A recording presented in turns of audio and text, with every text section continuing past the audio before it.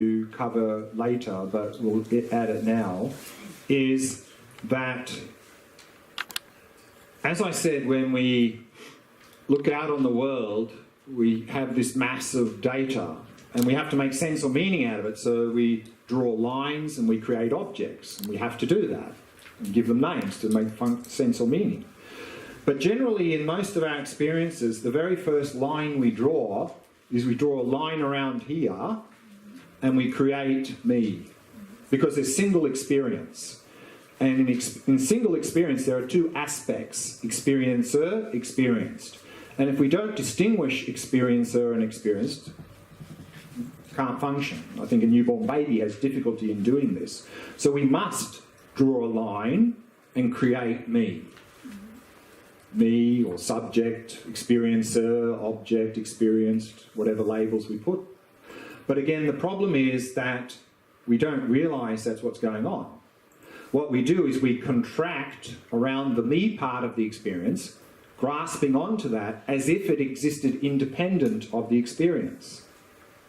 That's called self-grasping. And using the analogy from before, that self-grasping is like saying this is big. I mean, it's just illogical. It doesn't make any sense. It's completely out of sync with reality. And we have this self-grasping very strong normally. And often in our behaviour, our activities, we have strong self-grasping. And we often have a perspective of me going there, me saying this, me doing that. It's always this me, strong self-grasping.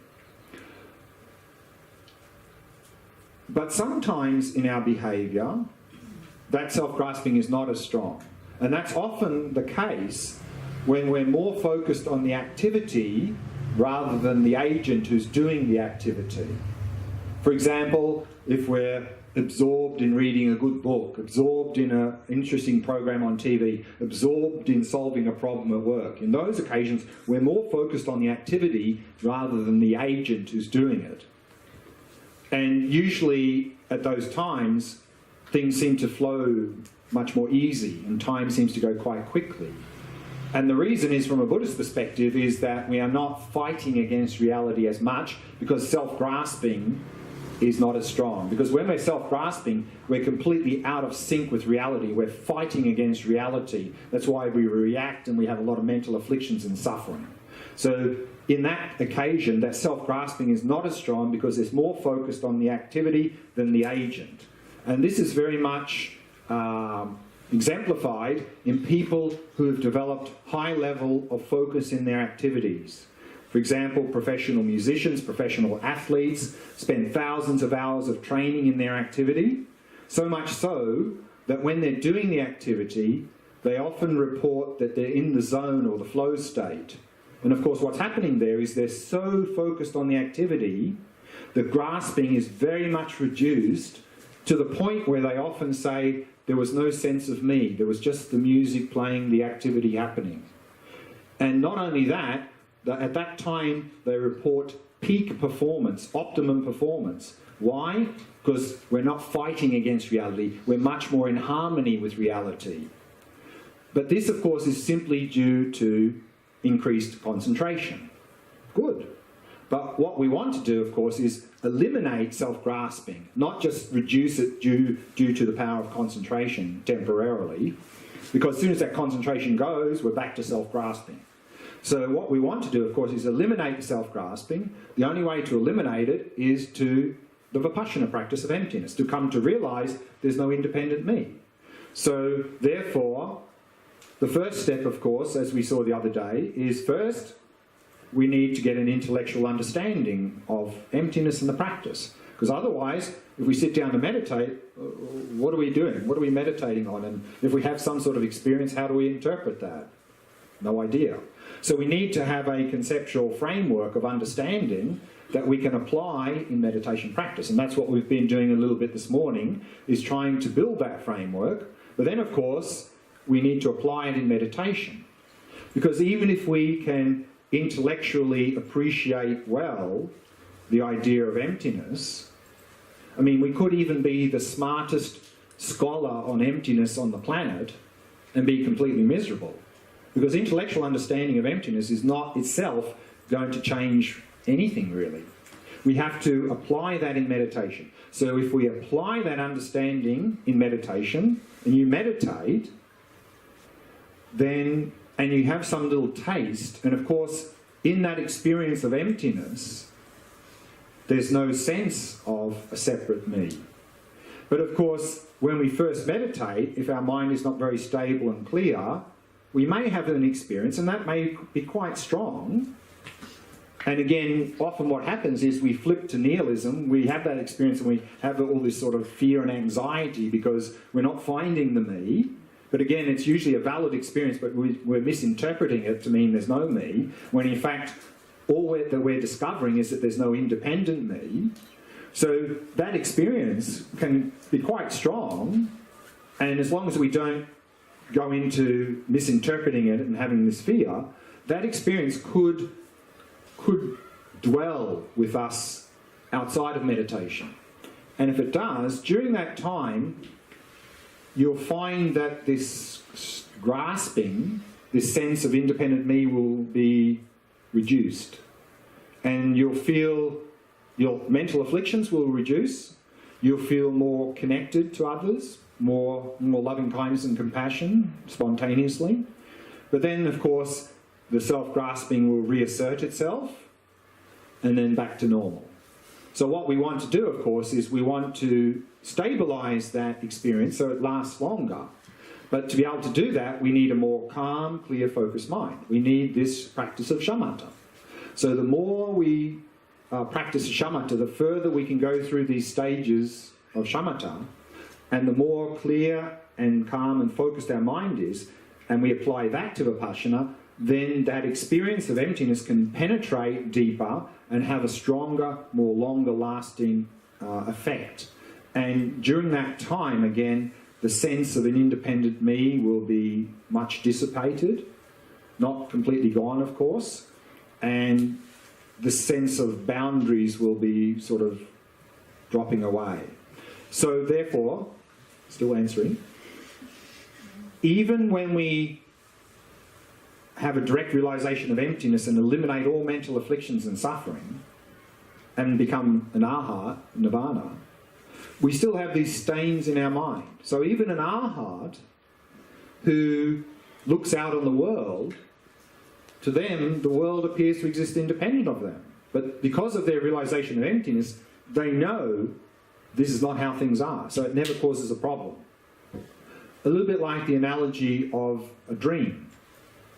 Now, when we're dreaming, in the dream, there appears to be an independent me and an independent dream world there. And so, of course, usually in a dream, if we see something pleasant, attachment, unpleasant, aversion, maybe fear, anxiety, nightmare.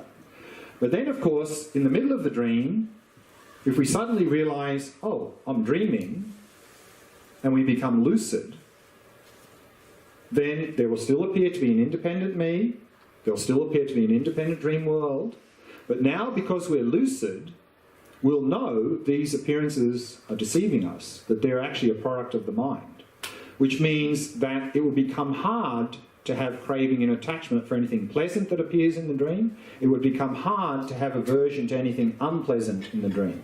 And we would enjoy the dream a hell of a lot more. And of course, just like we can have different degrees of lucidity, we can sort of be lucid, but at the same time there's a bit of grasping. So, you know, often when people develop lucid dreaming, and of course in lucid dream you can do whatever you want, but still in lucid dream, because there's still some grasping, like, you know, they when they try to walk through walls, they sort of can't, because they're still grasping a little bit, well, is this real or not? So they're not 100% lucid. So just like that, similarly here in this emptiness practice, as we go through it, we have the degrees of realization of emptiness, therefore the degree of amount of grasping that is reduced. So then if we become an arhat, or 100%, same as 100% lucid, then we never buy into appearances. And there's never any grasping onto independent me. So even though there seems to be that, we will be realizing that everything's interdependent, like in a lucid dream. One step more that we don't have in a lucid dream, of course, is that we can eliminate this mistaken appearance. And that's what we do to move from arhat, nirvana to enlightenment. We can eliminate this mistaken appearance, and then an enlightened person doesn't even have that, but what that really means for us is unimaginable because we've never had that experience. And that appearance, or no dualistic appearance, only happens at the state of enlightenment. Can I say then that when I realized that when I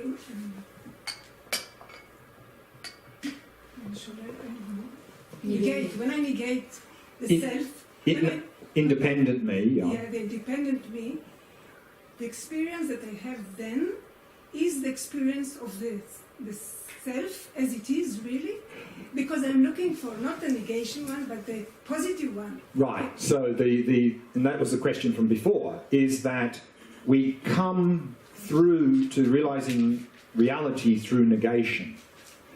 And that's what we do in meditation. By stripping away, see what we've done is, with this extreme of existence, there's a person exists, but what we've done is we've stuck on top of that it's independent. So what we're doing in meditation is we're stripping that away. So when we're stripping that away, the experience in meditation is that there's no independent me. So that's like an absence. It's a not finding.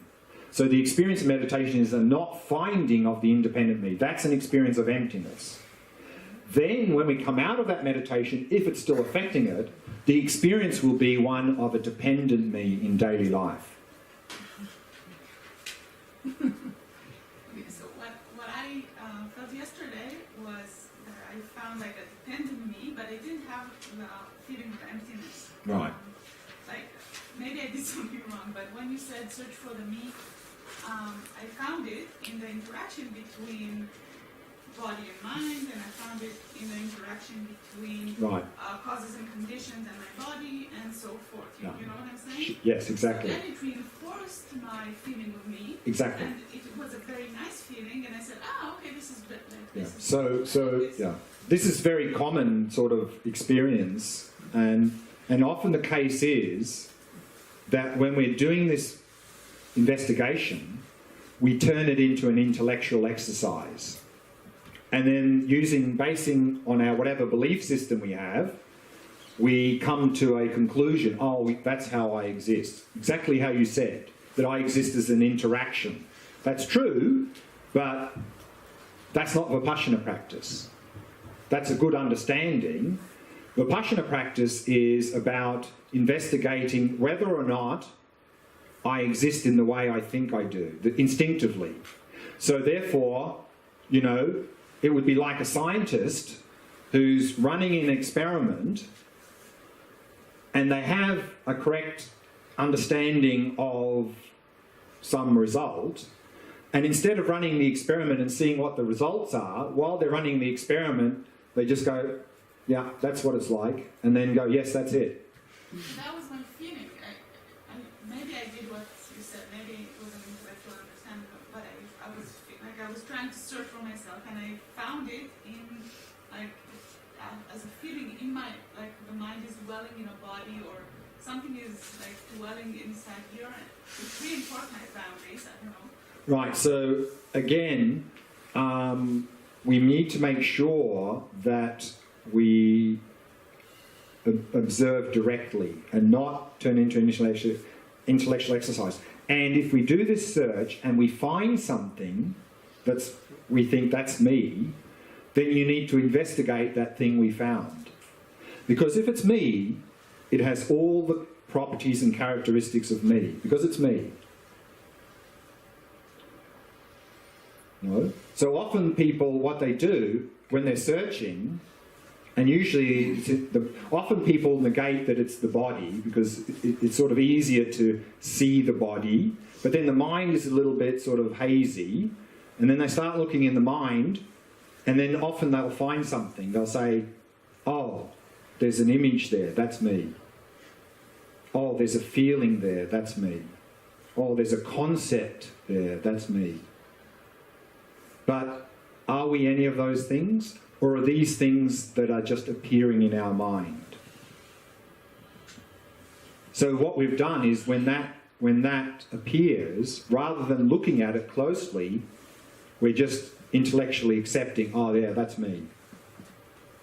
And usually it's based on our belief system. So if we've studied a bit of Buddhism, you know, that everything's merely labelled, and then in our mind appears this sort of image or concept of me, we go, ah, yes, I found it.